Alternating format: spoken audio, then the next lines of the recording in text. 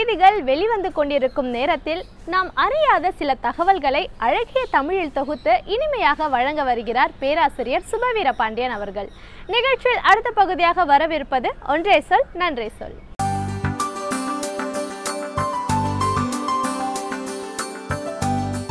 அனைவருக்கும் வணக்கம். புதுமை என்ற சொல்லுக்கு தமிழில் ஒரு பெரிய ஈர்ப்பு இருக்கிறது. எல்லா மொழிகளிலும் கூட அந்த ஈர்ப்பு இருக்கலாம். ஆனால் புதுமை என்பதை என்ன என்று நாம் முழுமையாக உள்வாங்கிக் கொண்டிருக்கிறோமா என்று சொல்ல முடியாது. புதியது என்பது வேறு, புதுமை என்பது வேறு.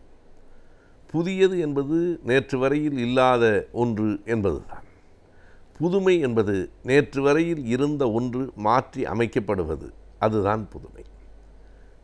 முதலாக கண்டுபிடிக்கப்படுகிற போது அதற்கு புதியதென்று பெயர். அதில் மாற்றங்களை செய்கிற போது புதுமை என்று பெயர். எடுத்துக்காட்டுக்கு நாம் இப்படி சொல்லலாம். மார்க்கோனி கண்டுபிடித்த வானொலி இந்த உலகத்திற்கு புதியது.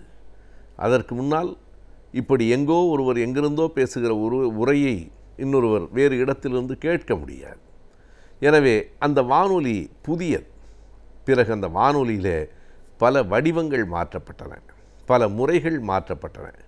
இடையிலே டிரான்சிஸ்டர் என்று ஒரு சின்னதாக ஒரு வானொலி பெட்டியை கையில் வைத்திருந்த காலம் உண்டு. அது ஒரு காலம்.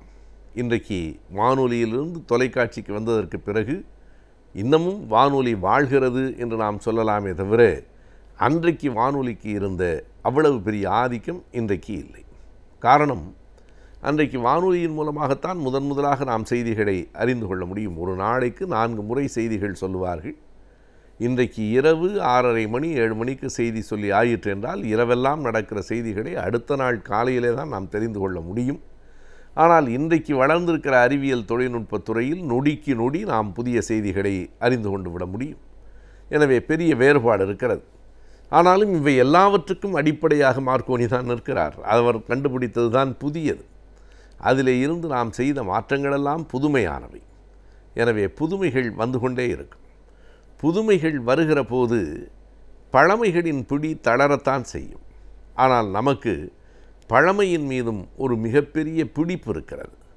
புதுமையின் மீது நாட்டம் இருக்கிறது, பழமையின் மீது பிடிப்பு இருக்கிறது. புதுமையை தொட வேண்டும் என்கிற எண்ணம் இருக்கிறது, பழமையை விட்டுவிடக்கூடாது என்கிற அச்சம் இருக்கிறது. இவை இரண்டிற்கும் இடையில் அல்லாடுகிற நிலைதான் தலைமுறைகளின் இடைவெளி என்று நாம் சொல்லலாம். 2 தலைமுறைகளுக்கு இடையில் ஏற்படுகிற ஒரு மிகப்பெரிய இடைவெளிக்கு இந்த பழமை புதுமை என்கிற எண்ணம்தான் காரணம். ஒன்றை நாம் தீர்மானித்து கொள்ள வேண்டும். ஒன்று பழமையை விட வேண்டும் அல்லது புதுமையை விட வேண்டும். இரண்டையும் சேர்த்து கட்டிக்கொள்ள எவராலும் முடியாது. மறைந்த தென்கட்சியார் அவர்கள் மிக அழகாக இதற்கு ஒரு கதையை சொல்லுவார். அவர் கதை சொல்லுகிற அந்த முறையும் அந்த கதையில் இருக்கிற நயமும் தனியானவை என்பதை எல்லோரும் அறிவார்கள். அவர் சொல்லுவார், ஒரு ஊரில் ஒரு கிராமத்தில் ஒரு கோயில் இருந்தது. அது மிக பழைய கோயில். எந்த நேரமும் இடிந்து விழுந்து விடும் என்கிற அளவுக்கு இருந்த கோயில். அதனால் பக்தர்கள் கூட அந்த கோயிலுக்கு உள்ளே போவதற்காக அச்சப்பட்டார்கள். எந்த நேரமும் இடிந்து விழுந்து விடுமோ என்கிற அச்சம். ஆகையினாலே அந்த கோயிலினுடைய அறங்காவலர்களெல்லாம் அமர்ந்து ஒரு கூட்டம் போட்டார்கள். அவர்கள் கூட கோயிலுக்கு உள்ளே அமர்ந்து கூட்டம் போடவில்லை. அவர்களுக்கும் அச்சம்.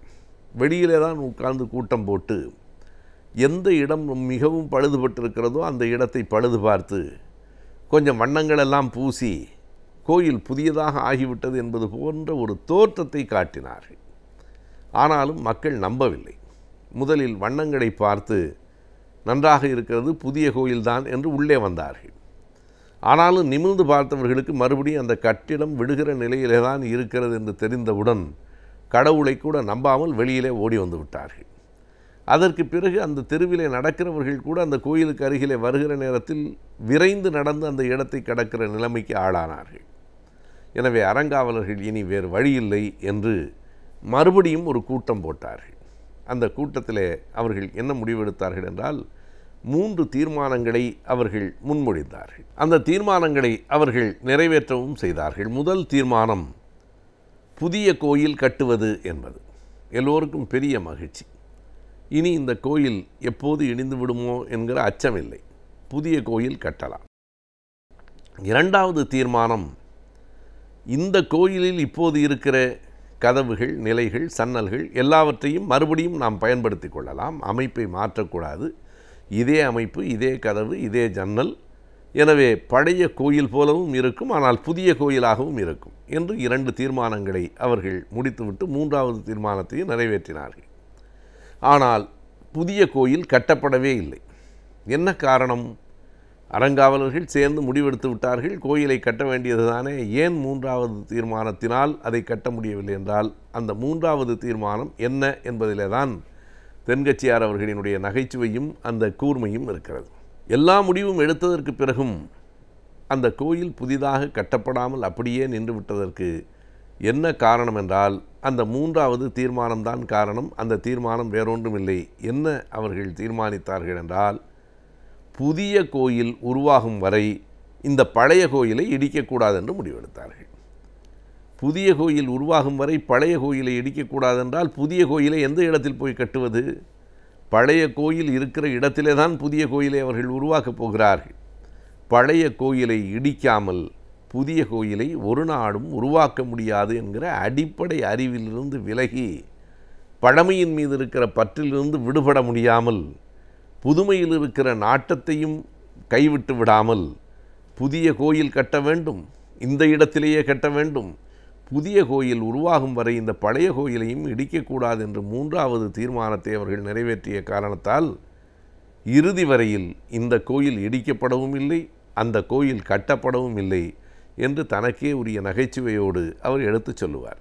இதுதான் வாழ்க்கையிலும் நம்மில் பலருக்கு இருக்கிற ஊசலாட்டம் இங்கே தான் இருக்கிறது.